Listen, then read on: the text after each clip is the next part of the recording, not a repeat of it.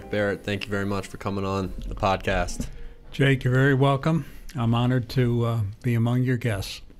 It's about time. I think we've been talking about this for a while, and I'm very interested in your experience with the oral histories here at Gilman. So maybe if we could talk about that a little bit, I think that's a good place to start. Absolutely. I have had a very rewarding public relations career, and the heart of it, Jake, was spent as corporate spokesman for McCormick & Company from late 1982 until mid-2006. I took an early retirement opportunity at that time. I was 57, qualifying for full retirement, which was exceedingly fortunate. But I certainly had some more gas in the tank and wanted to find something else to do. And that process took a little while. Ultimately, with my classmate and old friend John Schmick in the headmaster's office and Kate Radcliffe as our longtime director of development, I was offered a chance to come back to Gilman, this time on the staff as Alumni Special Events Coordinator in August of 2008, with the understanding that I would, in conjunction with the school archivist, who at that time was Nancy Gilpin, revive Gilman's oral history program, which had been in full swing, I think, in 1990 and 91, but quiet since. And I consider myself a Gilman guy from day one, having entered kindergarten at age 5 in 1954. And I'm just as a little bit of background. I'm part of a 3-generation Gilman family. My father, the youngest of 4 brothers, who graduated from the school in 1931, 34, 37, and Dad's class 1940. In addition, my son Alan is a member of the class of '03, and my nephew, his first cousin, Will Frew, graduated in '06. So we care deeply about Gilman School and her people. And this was an opportunity for me to capitalize on a nice announcing background and my public relations experience, but above all, my deep affection, true love for Gilman, and connect with people, in many cases, I knew. Mm-hmm. So either late 2008 or early 2009, I began, and Cesare has been an integral part of this program and has really contributed big time in the professionalism, increasingly as we have continued to sit down, as you and I are doing right now, and ask the men, and in the case of Eva Turner, the former head of the upper school, talk about their Gilman careers, with some personal anecdotes included. And I've always thought that my number one responsibility is to make the interviewee comfortable. Typically, it's been in a quiet space, whether it be here in the, more recently in the podcast studio, or in the Ballier conference room in Cary Hall. That's where most of them have been done. And get out the tape recorder, make sure it's quiet, sit down, and hopefully make them comfortable, as I said, and interested in talking about what Gilman has meant to them. And I try to bring in some personal anecdotes about their lives and careers as well. So I know you have the background in announcing and public relations. When you were getting this off the ground in 2008, you said 2008, yes. Around that time, did you have any experience before with interviewing, or is that just something that you were getting into based on your previous experience with those other two, I guess, skills that you had? I can't really claim, Jake, to have had a lot of experience conducting interviews, but going back to my days as a Dartmouth undergraduate, I worked for a very fine student radio station at Dartmouth, and did a little bit of work at WTTR in Westminster after graduation. I believe that was the summer of '71. And I've been a basketball public address announcer in the past for 28 consecutive years, all of which makes my time at the microphone comfortable and enjoyable. So we just change direction a little bit, have some questions prepared, which guide me. But as I stress to the subject of the interview, it's his or her conversation to take me wherever he or she wants to go. If I ask something that the subject would prefer not to address, and that hasn't been the case, just say so or put up a stop sign. Do you usually enter these oral histories kind of with a set of questions that you want to get to, or is it more conversational, kind of like this podcast? There are definite questions that I want to have addressed, and I want to demonstrate that I have come prepared, that I'm not here at the microphone winging it, that I've given thought to what I think is appropriate. I want the focus, of course, to be on the Gilman part of the subject's background. My first one was with Mr. Finney, and he had been my faculty advisor 7th through 12th grades. And then Nick Schloter, senior. Two giants, if there ever were, as far as a couple generations of Gilman students are concerned. That was good foundation. I knew both men very well. They knew me very well. And in the case of Mr. Finney, it took 2 conversations to cover what was on the docket. But I feel it's important to provide some direction and incorporate into the questions both the Gilman side, the personal side. What did you do before you came here? Did you ever think about leaving? How about a few words about your family?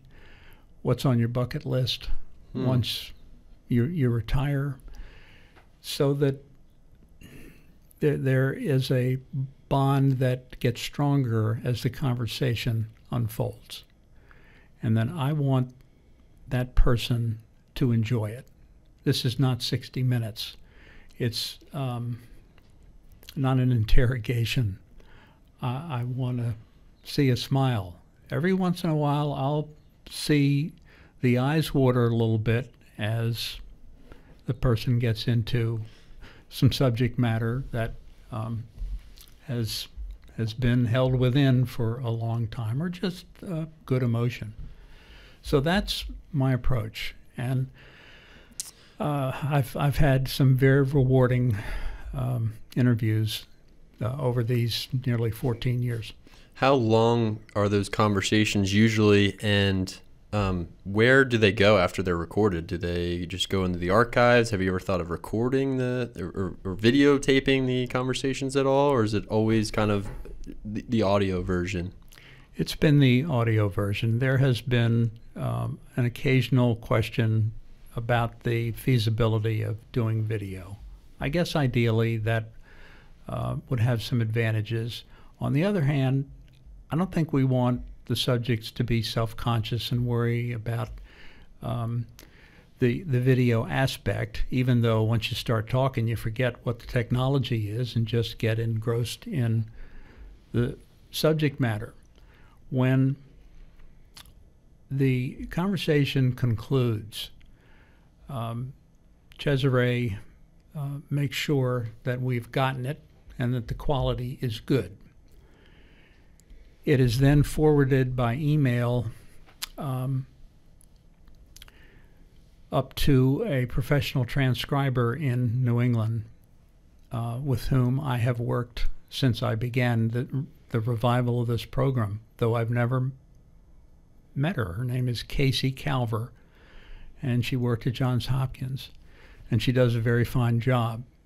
And she'll need a number of weeks because she's employed and has somewhat limited time, but she's delivered time after time, and we agree upon the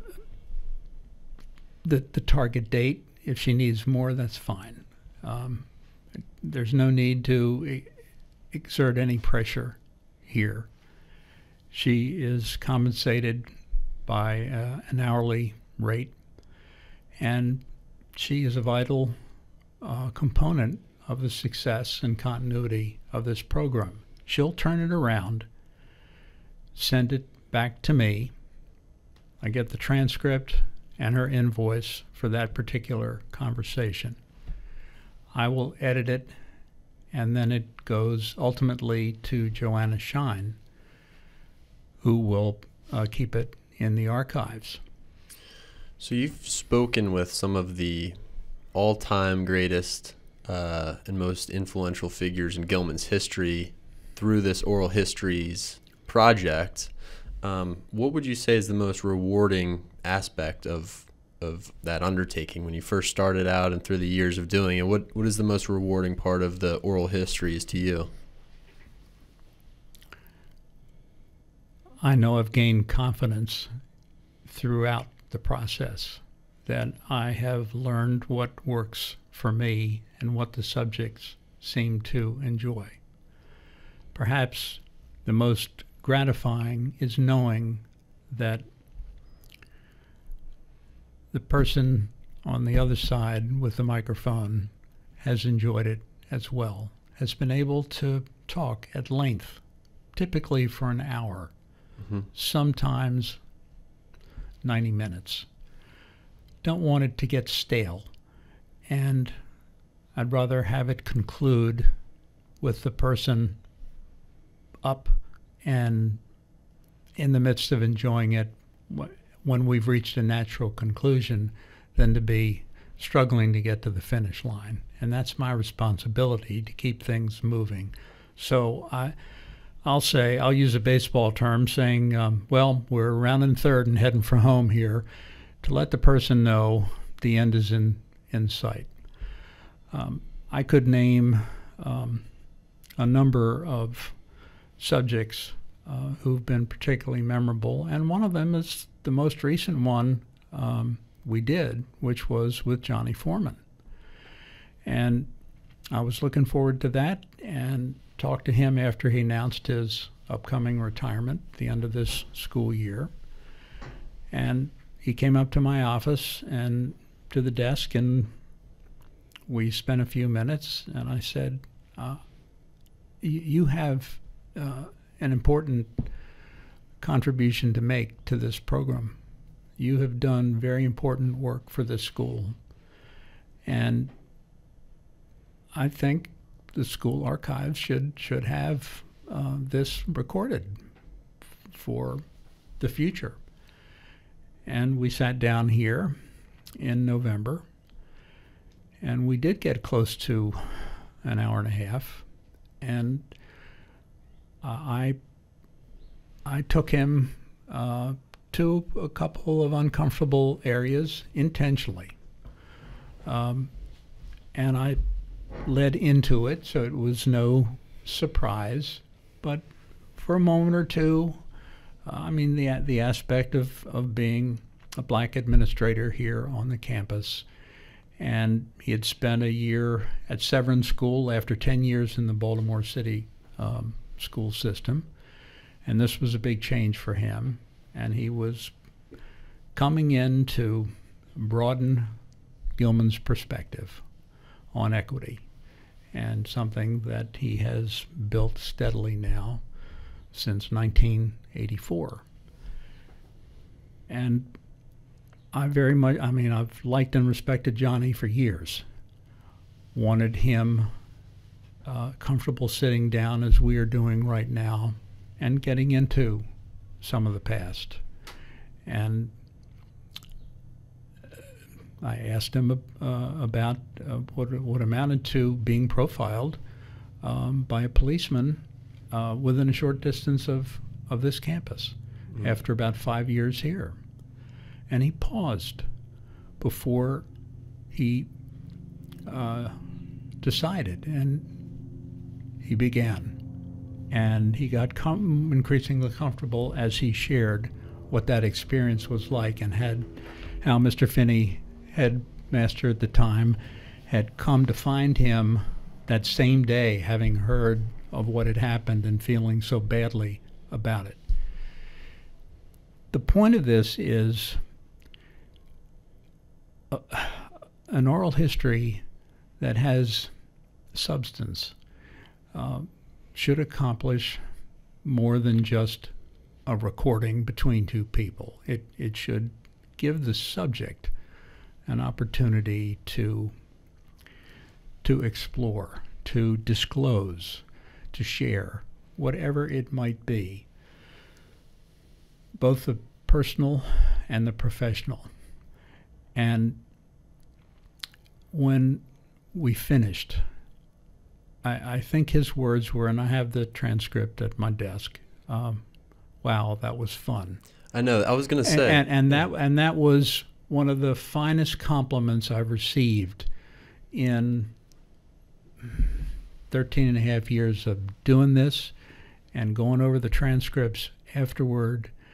And you can't help but strengthen a relationship, whether it's work or combination of work and personal, going through the subject matter that we covered. And I'm very proud of these conversations, and having Cesare's professionalism to present it in a very sound, smooth way helps the credibility of this program.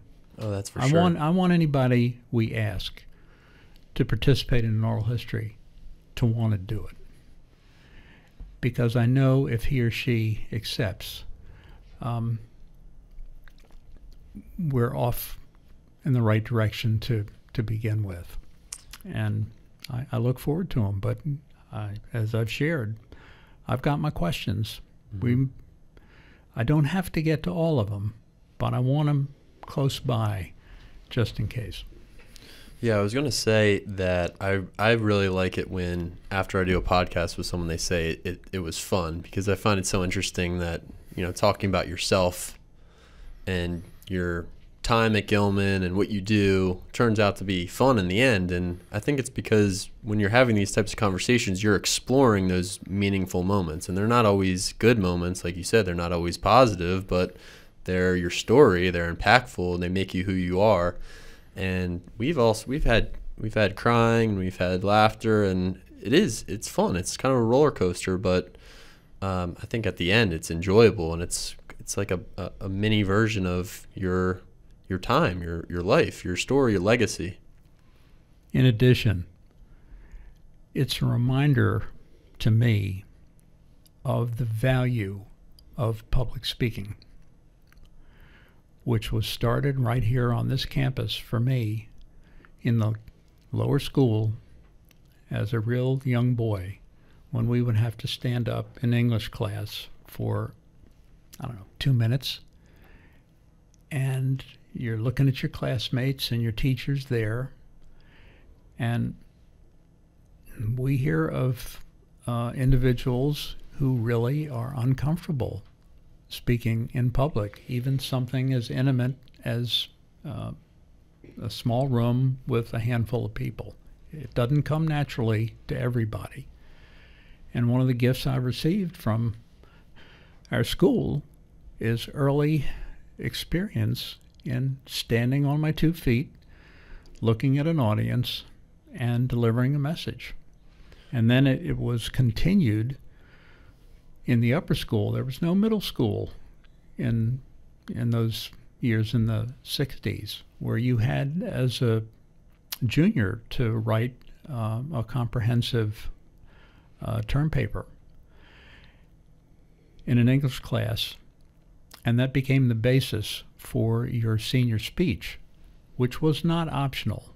We had in our class, I believe, class of 67, either 67 or 68 students. There were enough assemblies. Every morning we called it chapel, where every member would fit in during the school year.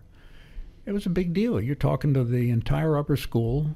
Your parents, in many cases, are in the back of the auditorium, and you're talking for 10 to 12 minutes at 17 or 18 years of age. And not everybody is in his comfort zone doing that. I remember as a 10th grader sitting and listening to a senior give his senior speech, and he lost his place and his copy in front of him. And there was a long silence, 20 seconds, 30 at the most. We wondered, come on, Jack, find your place. He eventually did. He finished, and he got a very loud ovation for having kept his composure, found his place, and concluded. Training like that is hard to find. It's not available everywhere. I'm glad, certainly in retrospect, that we were required to do it. It pays dividends later on. Now, were you always a natural in front of people, or was it something that troubled you at times and you developed through these classes and teachers and the experience of speaking in front of your classmates, or was it always pretty comfortable for you? I would say, generally speaking, it's been pretty comfortable, and I'm grateful for that. And I'm grateful for what was required here. And of course, the older one gets, the more stringent the requirements are. There's an opportunity to participate in either the Knicks or Areopagus debating clubs. I was president of the Knicks as a senior, and there was speech contest. This is all good stuff. Once we get out there, once we're not in the Gilman cocoon and we're in college and in working, it's increasingly competitive. And another gift, and I stress this frequently, another gift of the Gilman education is that we learn something about competition. It's supposed to be healthy. It's supposed to be honorable. Whether it's in the classroom where we're graded and there's an honor system, or in athletics, whatever the sport might be. You better learn how to win with some humility and grace, and how to lose like a young guy, ultimately a man, because life can be hard, as we know, and we're going to encounter setbacks. And the sooner that becomes obvious in life, in whatever way, the healthier, I believe, your career is going to be. Absolutely. And I think the public speaking note, the point about the importance of public speaking is so important. I don't know if I really had much experience speaking in front of people until I started teaching and started doing it every day, and then it became much more comfortable for me. But I think in school today, and I think Gilman does a good job with this, but still, the senior speech is no longer a requirement for seniors here. I don't feel as if public speaking is as emphasized as maybe it should be, because it gives you such an advantage, I think, in any business setting or anything that you do in the future, being comfortable in front of people and knowing how to appeal to them and knowing how to elicit some emotion or connect with a crowd. Absolutely. And let's face it, whether we're young or part of senior society, there are occasions when we are practicing salesmanship pertaining to ourselves in whatever we do. The more comfortable we are in our own skin to make a point, hopefully calmly and with conviction and support evidence, the better it's likely to go. And we got started in an early age, and that's valuable.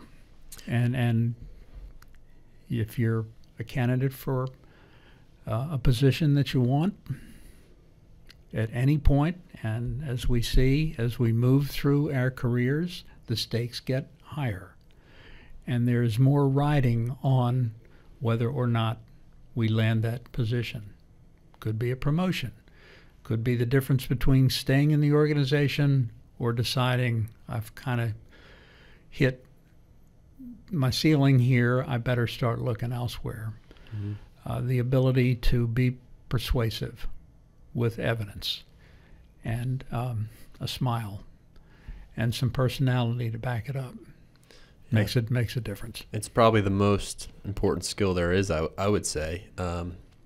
Do you remember what your senior speech was about when you were here? Yes, it was about the Leopold Loeb murder case, 2 young guys in Chicago who tried to commit the perfect crime, and they didn't get away with it. They were defended by the famous Clarence Darrow. I wrote the paper for Mr. Barker's class. Mr. Barker was legendary. And he was as much a college professor as he was a Gilman School English teacher. And he filled my paper with red ink. I believe I got an 80. And his comment, and this was Mr. Barker to a T, and when I lost my dad suddenly, years later, he sent me a beautiful note. But when you're in the 11th grade and Mr. Barker's your teacher, he expects you to write a certain way, and if you don't, he's going to point it out. And his red ink pointed it out. I think the comment began, if this was being done by a 9th grader, it might be acceptable. Well, I was in the 11th grade at that point. It was a learning experience, and that was the basis for my speech the following year. You still chose the paper to write the speech. It must have been an important topic to you, even though it covered... It was, and the understanding was, yeah, you're going to give your talk on your paper as the basis for it. Gotcha. So were those chapels every morning when you were here? Every morning Monday, before school? Monday through Friday. Can you tell me a little bit more of, and I think this is interesting for people to listen to, about what Gilman was like just as a school and class-wise and athletic-wise, and the ways in which it was different from it is today and the ways in which it is the same? I would address that as follows.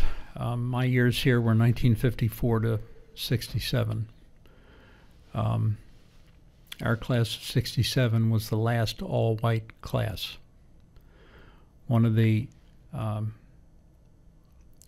gifts of the school that I believe is important to mention is that through athletic competition, we traveled to other schools. We traveled to neutral venues, certainly for baseball. We were playing city schools. We had interaction with black athletes, and there were 4 graduates in the class behind us, class of 68. We had 2 black students on our varsity basketball team. That's clearly a dramatic difference from the way it is today, and it's far healthier today than it was then.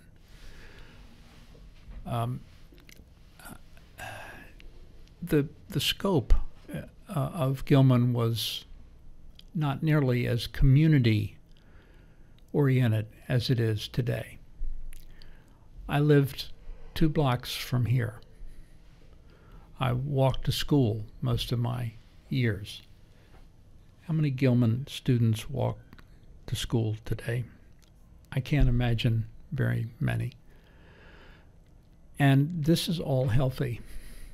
And there was a clear and strong effort over a sustained period of time to broaden the composition of the student body. And for some, this was a real challenge to be accepting.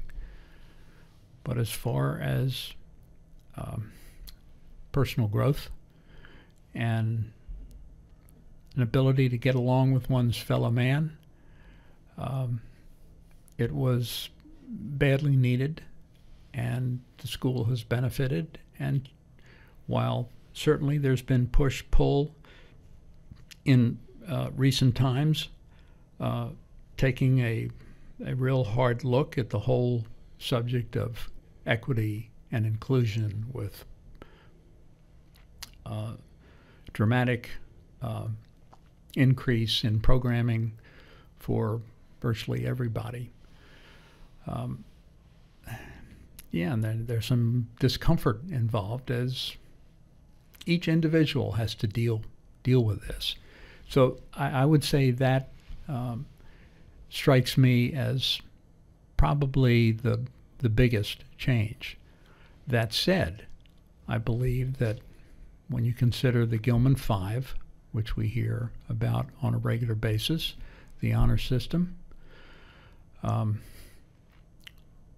being thoughtful, hopefully, of others. And when you have people, there are going to be problems. There are going to be challenges. And this pandemic has been an enormous challenge throughout society and around the world. We've had plenty of challenges which aren't concluded yet, right here, and adjusted, and you learn to do things a different way. I've always believed that Gilman has no peer in this community for its mission, and that's why families make sacrifices for their sons to come, for both the immediate benefit and the long-term educational goal that is there for the taking. It's hard, but we have a lot to be proud of. Can you talk a little bit about what it was like being here when Gilman was an all-white institution, and then those first years when the first African Americans were allowed to come to Gilman, and what that was like just living through that and being a student here during that time? Well, I don't want to make more of it than is the case. while there are undoubtedly some things that went on behind the scenes that I'm unaware of that may have been highly stressful, and really have no evidence to back that up. I mean, we just tried to get along. Were things very inappropriate said? I would assume so at some point, but we're here in this traditional, overwhelmingly white student body in the nice Roland Park neighborhood. And I guess it was something of a cocoon. So the movement in the 60s and thereafter to broaden our perspective was something that was just starting as we were finishing. And those were turbulent years, the 60s. And there was the Vietnam War, and I was in the lottery in college. So my number was 30, and numbers 1 through 195 were going to be subject to the draft. And I wound up enlisting in the Maryland Army National Guard 1 week to the day after I received my college diploma, and I wound up with a 6-year military commitment. That was valuable. That was something that each of us had to reflect upon. Are you going to enlist? Are you going to allow yourself to be drafted?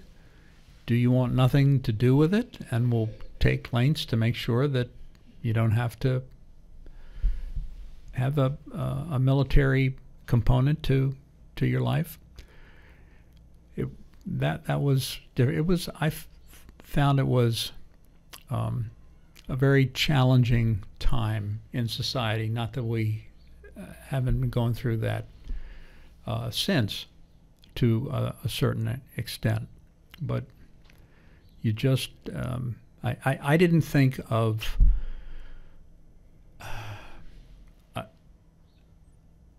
a lot of black and white as a Gilman student.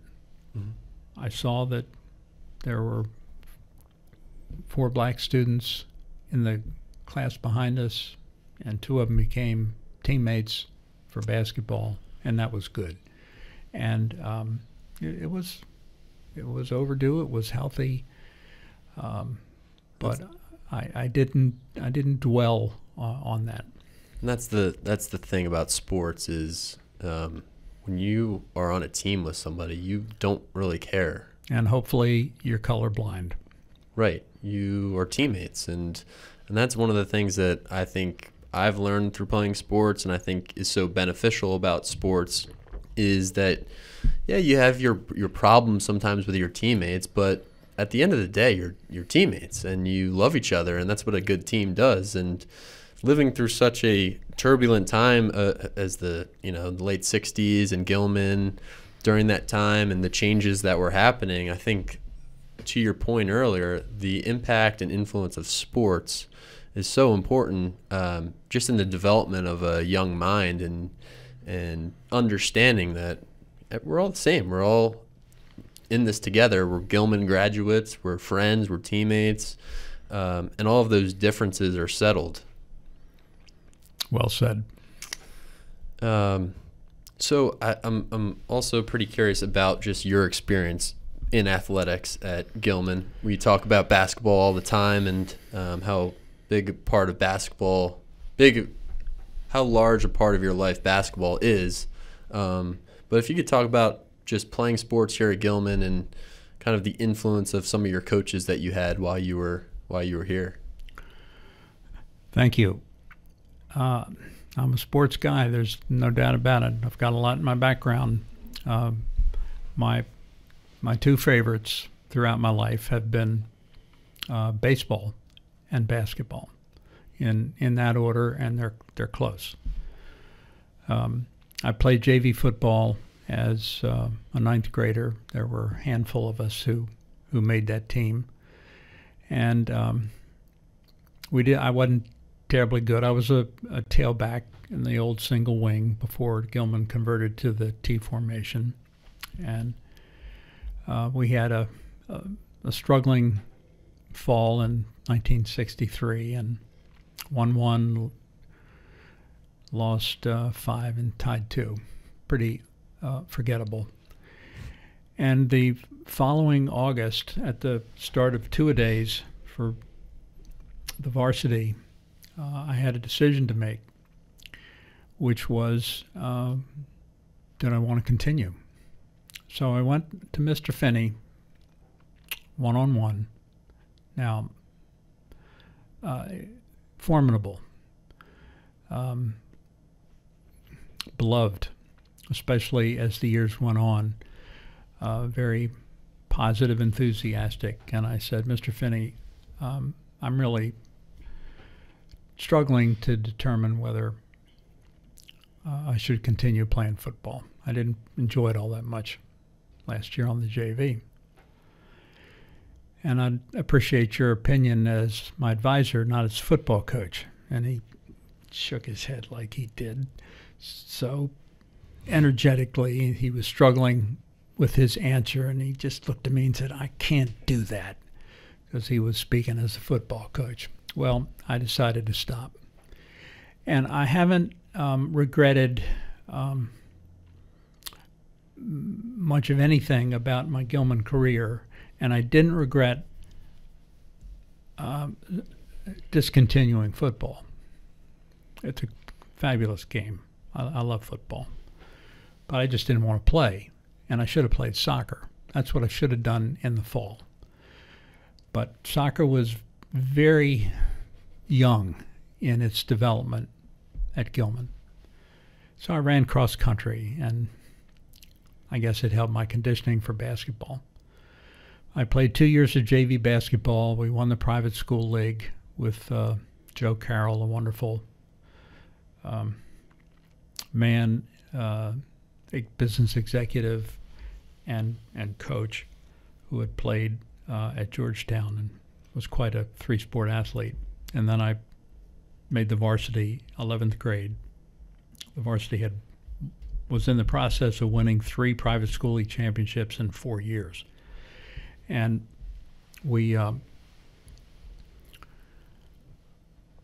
finished second to Severn, which had at least 2 very talented post-grad players on their team. Just couldn't beat them. And then came back and won the league title our senior year. And we had Sherm Bristow and Denny Malone as our guards. And Coach Schloter called them the best backcourt in Baltimore. And both of them went on to play. Denny played on an undefeated freshman team at Penn when they were a powerhouse. And Digger Phelps was his coach before he wound up going to Notre Dame. And Sherm played freshman basketball at Princeton when they were loaded. And he got caught in a coaching change between freshman and sophomore year and didn't make the varsity when some of the varsity players told the coach, we want Bristow on the team. And I did an oral history with Sherm and got into it very memorably with him.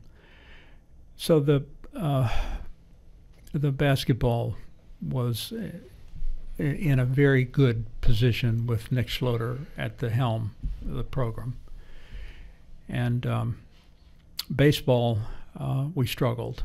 And one of the joys of my recent years here has been the dramatic improvement of Gilman baseball under head coach Larry Sheets and his assistants. And I never dreamed that Gilman baseball could win an A-conference title. And his teams have done it twice. 2010, his first year, and this past spring. And made the finals, I think, 3 other times. So for a generation, if not more, Gilman baseball would have an occasional good competitive team, and then the kids would graduate and it was starting all over again.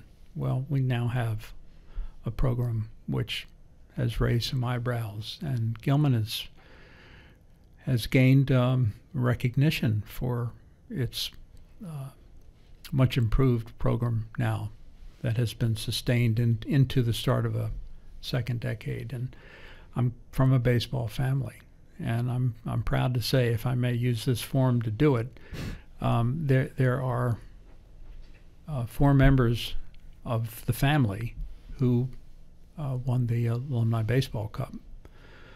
An uncle in class of 34, my father in class of 40, my son in class of 03 with 2 other classmates, and yours truly in 67, and this can be verified with Tim Holly.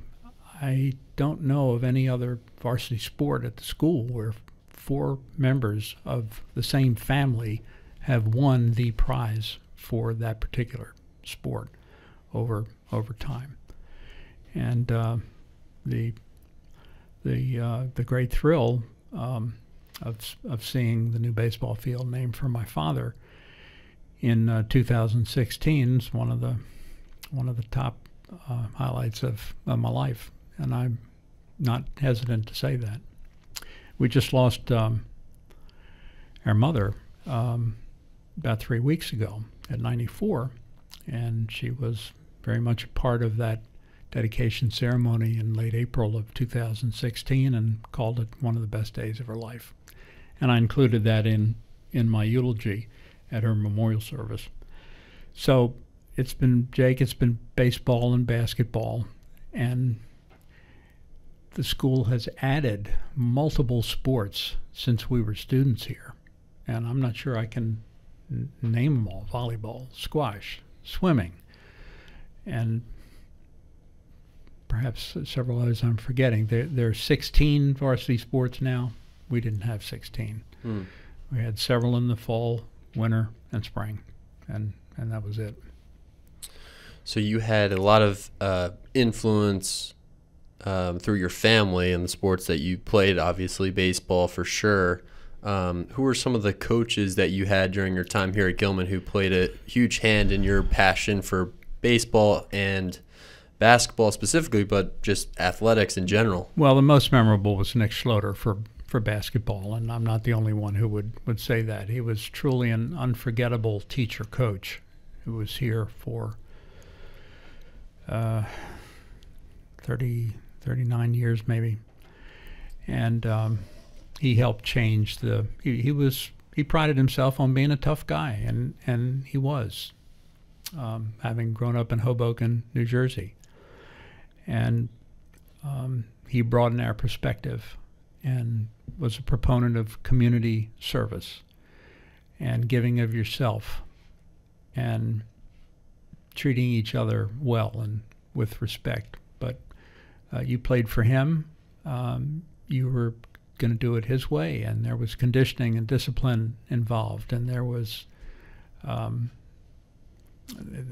much back talk, I can promise you. And he and Mr. Finney provided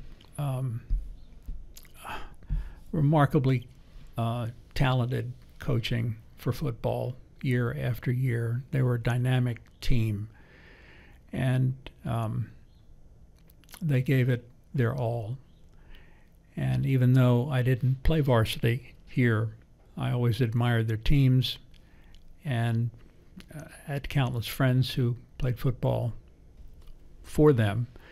Bill Campbell was their varsity baseball coach, and I liked him very much. But again, we weren't terribly talented, and we'd have 25 people watching a varsity baseball game, and there were more than 1,000 yards away watching the lacrosse game. So there was some competition between the two spring sports, which resulted in baseball usually coming out on the short end. So the success of the program in recent years has been a quiet source of pride for me, I must say. When you think of Mr. Finney, and you've talked a little bit about him so far, but I'm just curious if there are particular stories about Mr. Finney that come to your mind as memorable for you in terms of your interactions with him and just kind of the way he was. I'm always curious to hear just kind of anecdotes or stories about him because he's had such an enormous influence on Gilman and Gilman's history. I felt enormously blessed that not only was he my faculty advisor for 6 years. How lucky can a guy get? I mean, he took interest in what you did, and he knew my father, which didn't hurt any. They were friends as fellow Gilman alumni. Dad was 7 years older, and just his enthusiasm. I don't remember having him in the classroom, but our talks were always helpful, and he just embraced you and wanted the best for you as a Gilman student in whatever you did. And all the tributes that were forthcoming when we lost him were perfectly on target. He just was the embodiment of the best of the school, and he wanted you to be the best version of yourself. And you could go to him in on good days and bad. One of my memories of the oral history that I did with him was seeing the anguish in his face decades later when he told the story of having to suspend, it was either 2 or 3 students who I believe were seniors, and one happened to be the son of the president of the Board of Trustees at that time. And he did what he needed to do as the head of the school. But he was feeling so much pain about the personal side of it, since he was working directly with the father of one of those who had to be disciplined. And I don't remember if both were allowed back into the school at some point later, or whether one did. I think one may have returned. Don't know whether both. But that was a very revealing early experience in conducting an oral history, to see the interviewee in significant pain. Another part of that I remember was asking him to comment on the fact that he and Jim Brown were and may still be the only 2-time All-Americans in both football and lacrosse. And I had heard it years before, and it was true. And he just politely declined making any comment about it. He really didn't want to talk about himself in those terms. Modest, very, very modest. And he was all about the best for this institution and excellence. And hopefully that's what we're striving for. And sometimes the ability to reach our goal is out of reach. We can't do it, but whether it's in athletics or academics or an extracurricular activity, hopefully there's a desire to excel, because when we move on from Gilman, the competition's gonna be more significant in whatever endeavor you've got. And I like to ask young returning alums, did Gilman prepare you well? And the next one who says no will be the first. That leads me to my next question for you was when you were leaving Gilman and going to Dartmouth, how did you know kind of like in the next stage of your life, kind of what you wanted to do and what experiences, classes, teachers, coaches kind of influenced you to make those, I guess, next step decisions in terms of a career, what to study, what path to take after you graduated from here? I didn't know. I had no idea. What I knew was that Dartmouth had accepted me, and the other member of our class who was accepted decided to go elsewhere. So I'm the only one who headed up to Hanover, New Hampshire. And I don't care how well-rounded an early life you think you've had. When you're out of your home environment at 18 and you are entering a freshman class of roughly 800 from all over the country and some foreign countries, it's going to be different.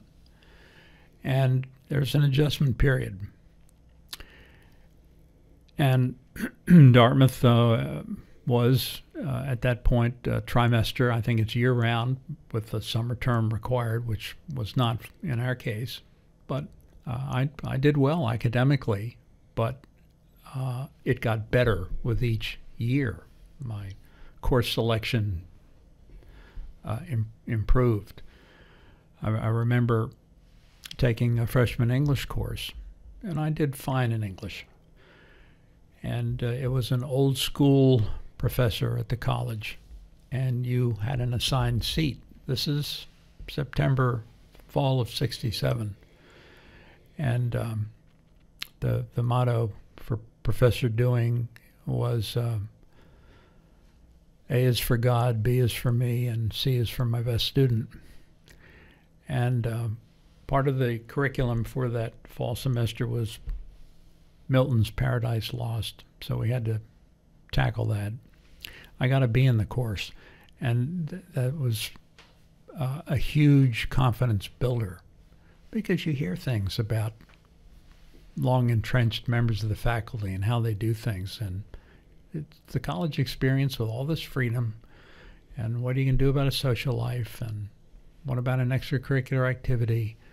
I went out for freshman baseball, the only sport I had a chance of making, and there was freshman athletics at that time, and I got cut. And this was the spring of '68, and we'd come back from spring break, and the weather was lousy, and we worked out in Leverone Fieldhouse Monday through Friday. And at the end of, and then there was Saturday morning practice outside, the only outdoor practice before the squad was cut. And the coach said, when you go in the locker room, those who've made the team will be on a list. That's posted. And for those of you not on it, thank you very much for coming out. Good luck. So I go inside. Now, my dad was captain of his Dartmouth team in the spring of 1940, or summer of 1943. It was wartime. The Marine Corps allowed him to finish his studies before entering, which he did that year. And he had a wonderful experience. He played ice hockey, was a goalie, did well, and loved baseball. So I'm a chip ball field block as far as that sport is concerned. But I looked at the list and my name wasn't on it. And I knew at that moment that was the end of my baseball career. I was so upset, I came home from New Hampshire for a weekend just to let it sink in. And I went back, and the following year, I joined the college radio station. And we don't know these silver linings when they occur, but because I didn't play baseball and went to the radio end and was a sportscaster. I was able to be one of 3 Dartmouth students who went to Omaha when the college baseball team made the College World Series for the only time in the school's history. And we covered 3 games, and it was very exciting. Won the first and then lost to Florida State and Southern Cal, the 2 schools that ultimately played a 15-inning final game for the College World Series title in the spring of 1970. And then that fall, Dartmouth's football team went 9-0 and was ranked 14th in the country, all schools included. So if I'm playing, I'm not on the microphone. I don't wind up doing all the announcing I did for years thereafter. But when your name's not on the list and you're cut, you're not thinking about that stuff. You're not thinking about what's next. You're taking the shot of the disappointment of not making it. Yeah, I mean, I'm sure that was a massive disappointment for you, and you came home to Baltimore afterwards. How did you, I guess, make that decision to get into radio, or who steered you in that way, or was that just something that you tried out for? I don't even remember, Jake, but I'd heard good things. I liked the professionalism of the students who were on the air. It was an AM station, and I listened regularly, and I visited the studio, and I took a speech class and did fine in that. I thought, I'm going to give this a try, and it worked out well. That's awesome. So, Mac, we're getting, I guess, towards the end here a little bit. Is there anything else that you came in today that you wanted to touch on or talk a little bit about in terms of your experience here at Gilman, Dartmouth, and then afterwards that we haven't gotten to yet? Thanks, Jake. Just kind of a trip down memory lane. Although our class of 67, I wouldn't refer to as a real close class, several members have distinguished themselves since graduation and made enormous contributions. John Schmick, 39 years, headmaster. Sherm Bristow was assistant to Mr. Finney. I guess he was either assistant or associate headmaster at the end of a very distinguished 26 years here after Princeton. And let's not forget his wife, Lori, who has been a trailblazer for trainers in this community with well over 30 years of service to Gilman. That's quite a dynamic couple right there. And I don't by any means want to forget Chris Legg, who taught English here, I believe in the middle school for more than 30 years, was varsity wrestling coach for a long time. He wrestled after Gilman at Yale.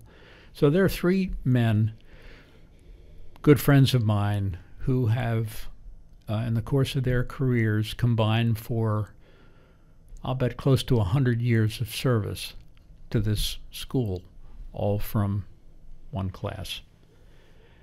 And probably as a close, just my eternal gratitude to my parents for making it possible for me to enter Gilman and do so at a very young age. And what I always have appreciated was that I had the benefit of a loving mother and father who had a lot of confidence in Gilman, and for my sisters, Roland Park Country across the street. And they turned me over to the Gilman faculty, the teachers and the coaches, as an extension of my upbringing. So it starts at home and it ends at home. But the educational part is so important. And I've loved this place from the get-go, and it's very special. And even today, at 72 plus and a grandfather, when I get out of my car and walk on the campus, I feel good. And it is something of a second home for me. And to conclude my career, trying to make a modest contribution to the school that has given me so much is very special. Thank you very much, Mac. It was an honor having you on today, and I appreciate your reflections on Gilman and thoughts on how meaningful this place has been for you, and all of your contributions here and the oral histories that you do. So thank you for joining me and Cesare today. Cesare, thank you, and we'll see you around campus. And Jake, my thanks to you and Cesare, of course, for these minutes, and keep up the good work, because the experience you're receiving by conducting all of these is benefiting the school, it's benefiting your interviewees, and it's benefiting yourself. Thank you.